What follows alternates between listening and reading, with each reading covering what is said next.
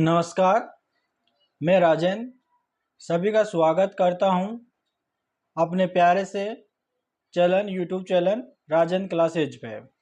दोस्तों, आज अपन basic math कर रहे थे जिसमें क्लास 2 रहने वाली है भाई। ठीक है, क्लास 2 रहने वाली है। और जो भी विद्यार्थी क्लास 1 को नहीं देखा है तो देख लेना, बहुत ही शानदार थी भाई। अगर आप इन वीडियो को अगर देख लेते हो तो भाई आप मैथ में कहीं पर भी नहीं रुक पाओगे। इन वीडियो को देखना। मैं आपको यहाँ पर 15 टॉपिक दे रहा हूँ मैथ के, है ना। काफ़ी बेसिक होगा, तो इन टॉपिकों को आपको अच्छी तरीके से समझना है। मैथ आपको आने लगेगी और मैथ के क्वेश्चन आप करने लगोगे। सबसे पहले इन सारे जितने मैं टॉपिक करवा रहा हूँ, सारे टॉपिकों को आपको लेना है, अच्छी तरीके से समझना है, अपना बेस मजबूत करना है। उसके बाद में देखना रिजल्ट जो निकल के आएगा मैथ के अंदर, आपका जो डर है बिल्कुल ख़त्म हो जाएगा। ठीक है भाई, तो चलेगा। और दूसरी चीज़ अपन बताते हैं कि जिन्होंने चैनल को सब्सक्राइब नहीं किया है, चैनल को सब्सक्राइब कर लेना भैया। आप चैनल को सब्सक्राइब नहीं करते हो, ना तो आप चैनल को सब्सक्राइब करते हो, ना वीडियो को लाइक करते हो, ना शेयर करते हो। तो भाई आप जो है चैनल को सब्सक्राइब भी करना है, लाइक भी करना है और वीडियो को शेयर भी करना है। ठीक है भाई, बहुत ही शानदार वीडियो, और अपने दोस्तों के पास में भेज देना भाई, ताकि वो भी सीख पाए।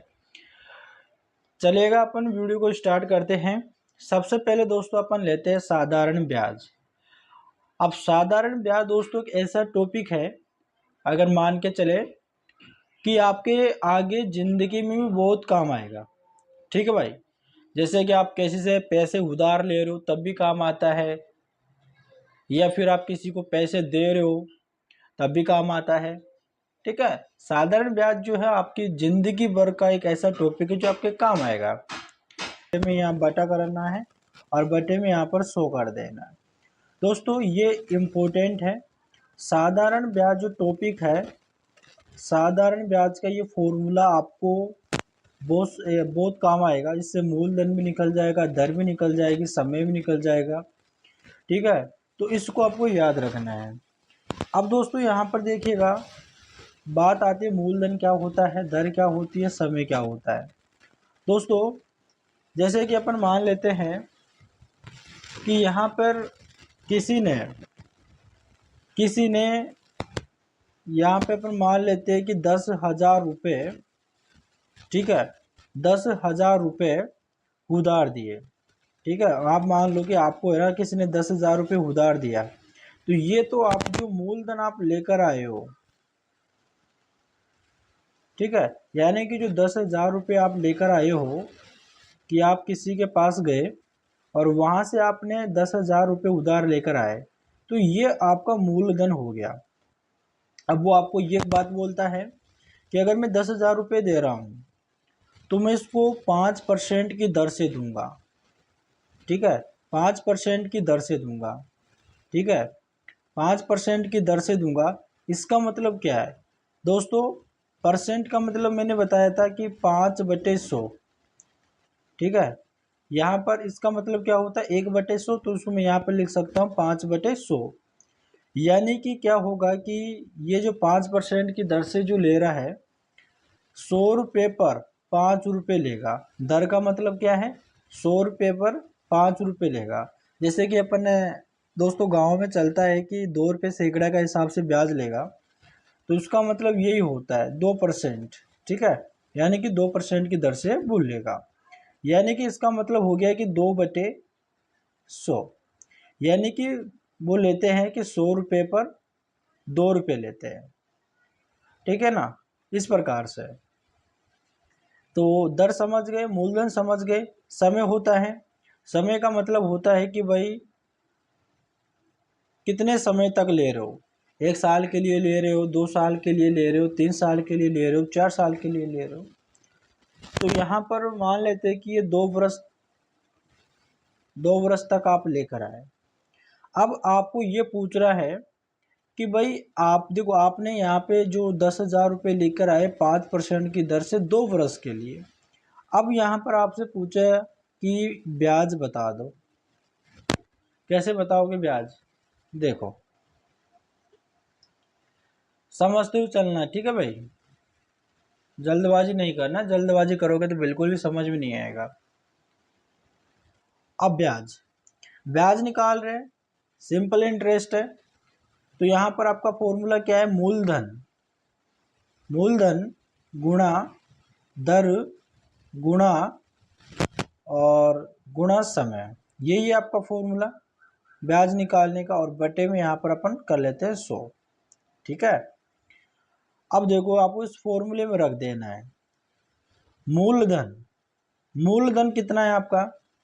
यहाँ पे 10,000 रुपये है, ठीक है, मैं यहाँ पे लिख दिया 10,000 रुपये, गुणा दर, दर यहाँ पे कितना है? 5, ठीक है, गुणा समय कितना है? 2 वर्ष, और बटे में यहाँ पर अपन 100 लगा देते हैं। ये परसेंट के ही 100 है, ठीक है, यहाँ पर ये 5% है ना, इसके यही बटे में 100 आ रहा है। अब जो काट रहा है वो कट रहा है, वो काट लो, जैसे कि 0 से ये 0 कट गया, 0 से यहाँ पर ये 0 कट गया, ऊपर क्या बचा यहाँ पे? 100 गुणा 5 गुणा 2 बचा, गुणा कर लो, इसका गुणा करेंगे 500 और 500 का 2 गुणा करेंगे तो यहाँ पर कितना हो जाएगा? यानी 1,000 रुपये, ठीक है, कितना हो जाएगा यहाँ पे? 1,000 रुपये। ये आपका ब्याज हो गया, ठीक है भाई, ये आपका ब्याज हो गया, समझ गए? ये ब्याज दोस्तों आपका ये क्या है? साधारण ब्याज हो गया। उम्मीद करते हैं दोस्तों आप समझ गए होंगे। अपन इसका एक और क्वेश्चन ले लेते हैं, अगर आपको समझ में नहीं आया तो मैं आपको और भी बेहतरीन से समझा देता हूँ, ठीक है। जैसे कि दोस्तों अपन मान लेते हैं, मैं यहाँ पर थोड़ा सा इसको नीचे करता हूँ, मान लेते हैं कि कोई मूलधन है, किसी ने उधार लेकर आए, मूलधन आपके पास है 1,000 रुपये, ठीक है, 2% की दर से रेट ले रहा है, 2% की दर से रेट ले रहा है, समय मान लेते हैं अपन कि समय वो 3 साल के लिए ले रहा है, 3 वर्ष। अब पूछ रहा है कि ब्याज क्या होगा, ठीक है, ब्याज आपसे पूछ रहा है, तो आपको क्या करना है? पहले मूलधन का गुणा करेंगे, यानी कितने रुपए आपने उधार लिए उसको ऊपर लिखेंगे, कितने परसेंट की दर से? 2% की दर से मल्टीप्लाई करेंगे, कितना समय? 3 साल का, और बटे में यहाँ पर 100 कर देंगे, इस 0 से इस 0 को काट देंगे, 0 से 0 को काट देंगे, 3 दूनी 6, और 6 का 10 से गुणा करेंगे तो यहाँ पर कितना हो जाएगा? 60 रुपये। ये क्या है? आपका ब्याज हो जाएगा। अगर आप मान लो किसी से अगर 1,000 रुपये लेकर आते हो 2% की दर से 3 साल के लिए, तो कितना हो जाएगा आपका? 60 रुपये हो जाएगा, ठीक है भाई, कितना हो जाएगा? 60 रुपये हो जाएगा, समझ गए? इस प्रकार से आपसे करना है। अब अपन करते हैं यहाँ पे, हमने सीखा साधारण ब्याज, ठीक है, यानी कि सिंपल इंटरेस्ट, सिंपल इंटरेस्ट आपको मैंने बता दिया। अब बात करेंगे अपन कंपाउंड इंटरेस्ट की, यानी कि चक्रवृद्धि ब्याज की, ठीक है भाई। तो चलिएगा भाई, अब अपन आ गए चक्रवृद्धि ब्याज पे। दोस्तों जितना इम्पोर्टेंट सिंपल इंटरेस्ट है, साधारण ब्याज है, उतना ही इम्पोर्टेंट ये चक्रवृद्धि ब्याज भी है। और दोस्तों आजकल ये गाँवों में चलने लगा है, और ये चक्रवृद्धि जो ब्याज है, ये भी फाल्ट होने लगा है गाँवों में आजकल, है ना, ब्याज पर ब्याज, ठीक है, ब्याज पर ब्याज लगता है चक्रवृद्धि ब्याज पर। आपको इसका एक फॉर्मूला है, वो याद रखना है। अभी दोस्तों मैं आपको यहाँ पर बेसिक चीज़ें बता रहा हूँ, ठीक है, बेसिक चीज़ें बता रहा हूँ, बिल्कुल बेसिक।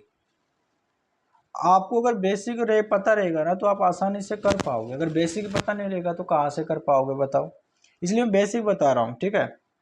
इसका फॉर्मूला याद रखना है कि CI, ठीक है, CI बराबर, अब यहाँ पर है P, ठीक है, P करते हैं यहाँ पे P, और ब्रैकेट में 1 प्लस, और यहाँ पे करते हैं R बटे यहाँ पे 100, और ब्रैकेट यहाँ पर N माइनस यहाँ पे P कर लेते हैं।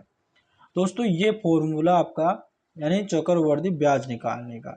CI का मतलब कंपाउंड इंटरेस्ट, यानी कि ये इंग्लिश में होता है कंपाउंड इंटरेस्ट, इसको मैंने शॉर्ट में कर दिया यानी कि CI।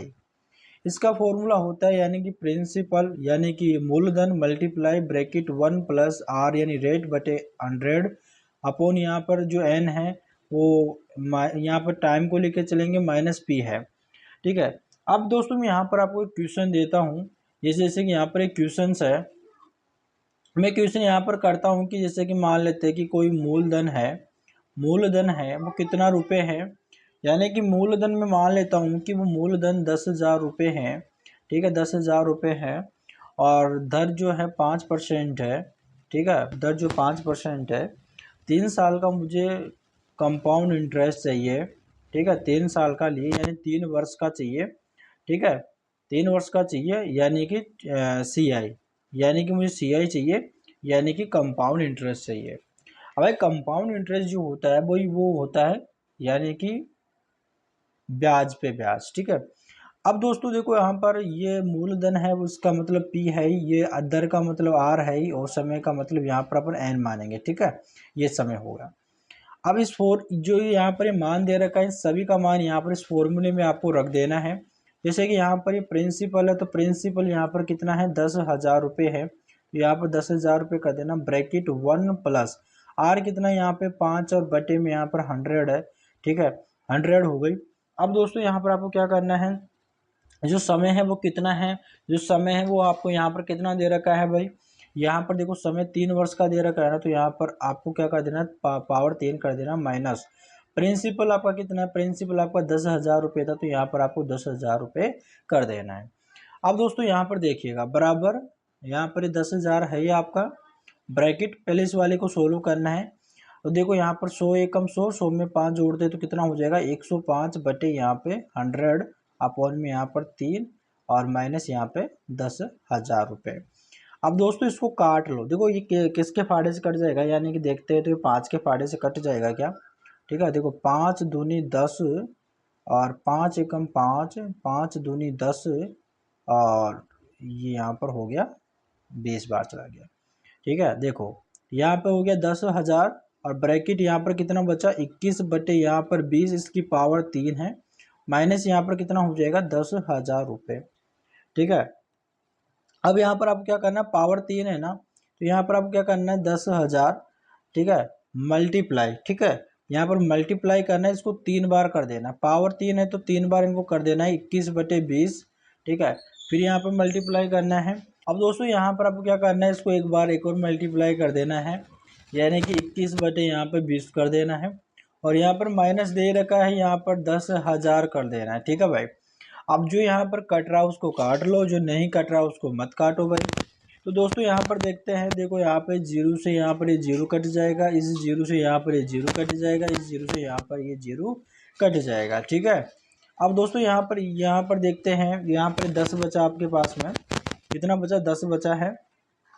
तो यहाँ पर आप क्या करते हो ऊपर यहाँ पे 10 गुणे यहाँ पर 21 गुणे यहाँ पे 21 गुणे यहाँ पे 21 बचा और बटे में यहाँ पर आपको इनका गुणा कर देना है। ठीक है, यानी कि देखो यहाँ पर 2 दूनी 4, 4 दूनी 8 हो गया। ठीक है, 8 और माइनस यहाँ पर कितना हो गया यहाँ पे 10,000 तो है ही। ठीक है, 10,000 है।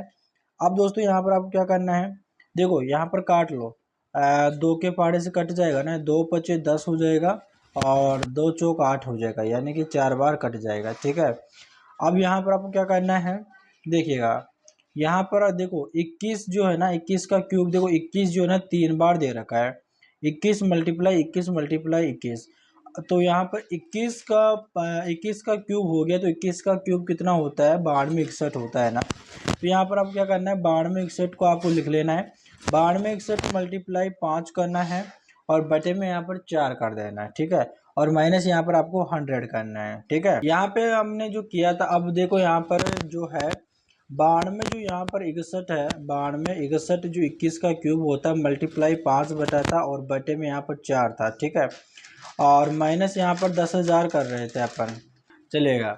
अब दोस्तों यहाँ पर आपको क्या करना है, देखिएगा सबसे पहले तो इनका मल्टीप्लाई कर दो आप। ठीक है, देखो 5 एकम 5 हो जाएगा, 5 एकम 5 हो गया, 5 छक्का 30, 30 का यहाँ पर 0, 3 यहाँ पर कैरी का हो जाएगा, 5 दूनी 10, 10 से 3 कितना होता है 13, 13 का 3 एक हासिल और 9 पचे 45, 45 से कितना होता है 46 होता है। ठीक है, कितना होता है 46 हो गया।